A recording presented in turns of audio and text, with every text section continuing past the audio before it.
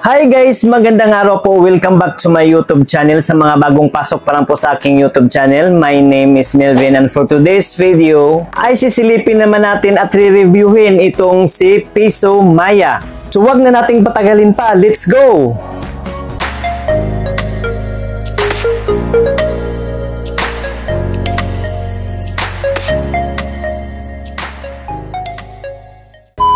So nung nakita ko itong ads nila guys na dumaan sa aking Facebook, ay hinanap ko agad ito sa Play Store para i-download ang loan app na ito. So ito po yun guys, Piso Maya. At ang company name nito guys ay DSNC Lending Investor Incorporated. So nung hinanap ko ito sa listahan ng mga registered online lending app sa SEC or Security Exchange Commission ay wala po sila. So meaning hindi po sila rehistrado guys. Sinubukan ko pa rin itong ituloy guys at in-applyan. In-install ko ito at nang na-install na ay akin ang in-open. At ito agad ang sumalubong sa akin sa dashboard guys. Ang maximum loan amount ko raw ay up to 60,000 pesos. Loan term na 180 days. Ang interest araw-araw daw nito guys ay 0.05%.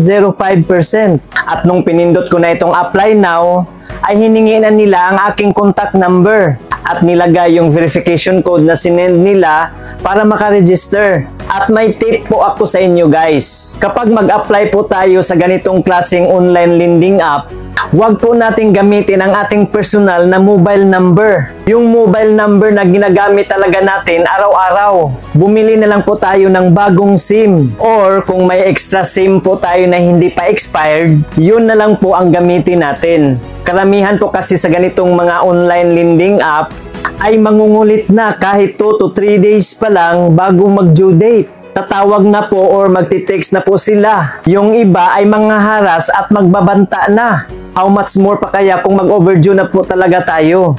Kaya yun po ang ginagawa ko kapag mag-apply po ako sa mga ganitong klaseng online lending app ay hindi ko po ginagamit yung personal ko pong mobile number. At kapag ma-approve ako at pagkatapos ma-disburse yung pera na inutang ko, ay tatanggalin ko muna itong SIM na naka-registered sa loan app na yan. Saka ko i-insert ulit yan kapag magbayad na ako. So yun po ang purpose ko guys. So patuloy po tayo. Pagkatapos kong naka-register dito guys, ay binalik po ako dito sa dashboard at naging 65,000 pesos na po ang naging maximum loan amount ko. Nako. So nung pinindot ko na naman ulit itong apply now, ay dinala na nila ako sa kanilang privacy statement na kailangan nating i-agree. At nung pinindot ko na itong agree, ay hiningi na nila ang aking valid ID. So ito po yung mga tinatanggap nilang valid ID guys. Driver's license, PRC, SSS, passport, postal ID, UMID. At may iba pa pong valid ID na pagpipilian guys. TIN, Voters ID, National ID, Pag-ibig ID, at Health Card. At itong driver's license ang available sa akin guys at pagkatapos ko itong pinicturan ay nadetect kaagad nito ang mga detalye na nakasulat sa aking ID. Tulad po ng aking kumpletong pangalan, ang ID number at ang aking date of birth.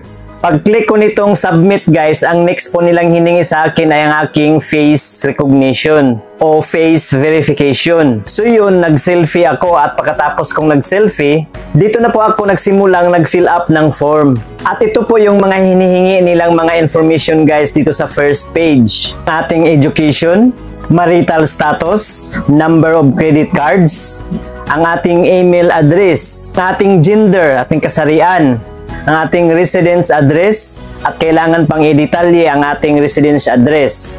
Hingin din nila ang ating alternative mobile number.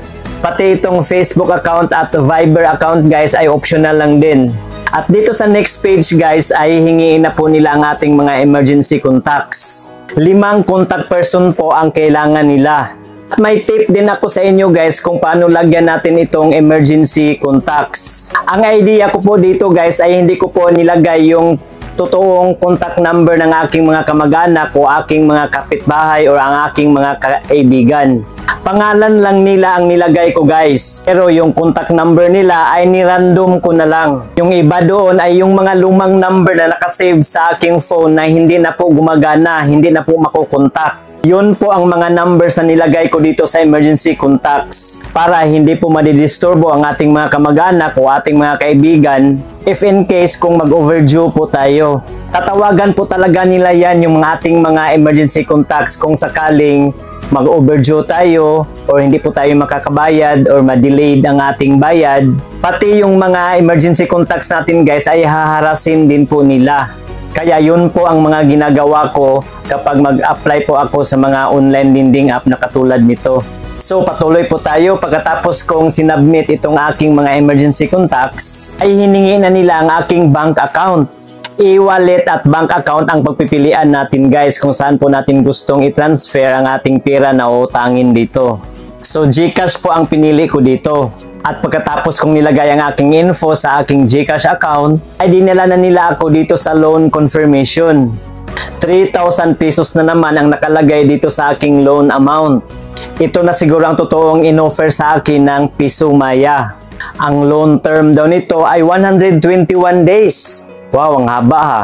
At dito sa baba ay may loan period daw akong pagpipilian. Itong 2 periods at 3 periods. So dito na po tayo magkaalaman na guys sa kanilang repayment plan.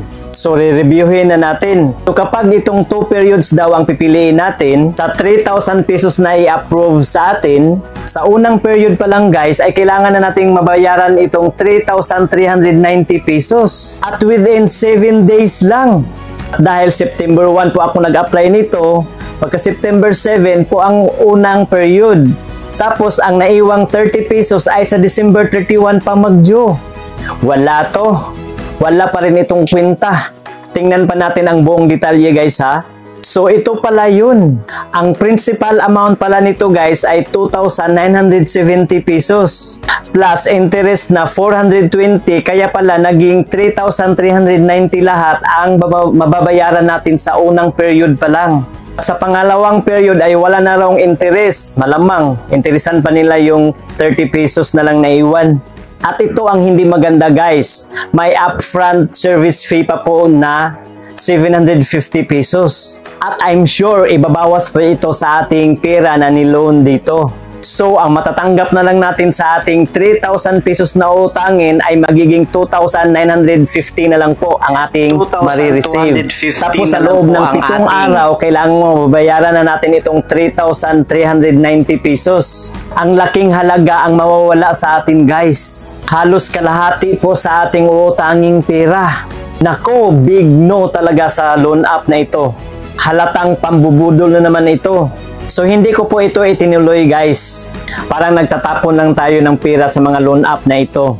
So that's all for today guys. Paki-like na lang po sa video ito at paki-share na rin sa iba. At huwag kalimutang i-subscribe ang aking YouTube channel guys sa iba ko pa pong mga reviews.